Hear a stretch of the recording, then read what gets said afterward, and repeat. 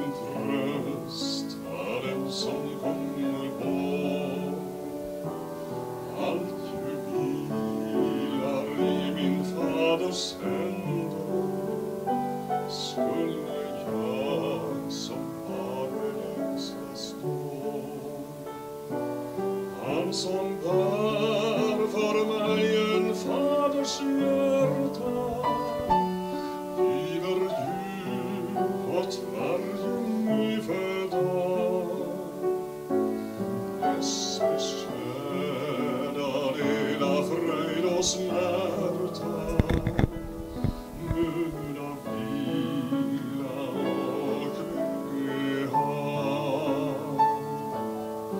Själv han är mig alla dagar nära, för vad särskilt tid särskilt nåd.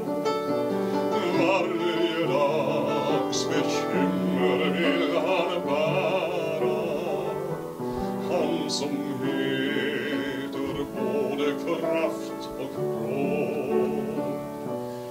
Att sin dyra egendom bevara, denna omsorg har han lagt på sig.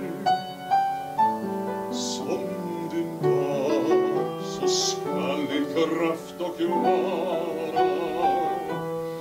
Detta löfte gav han mig.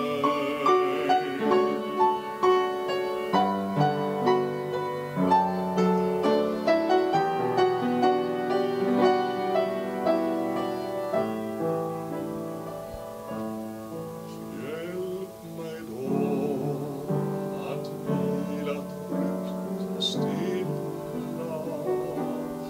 Låt i dina löften, Herre, kär.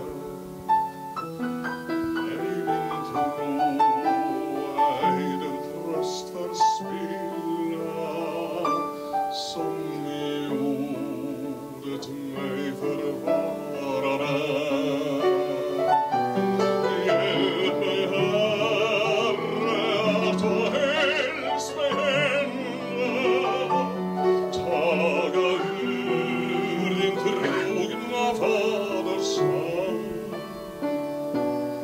Låt en dag ett ögonblick i sända, tills jag nått det goda land.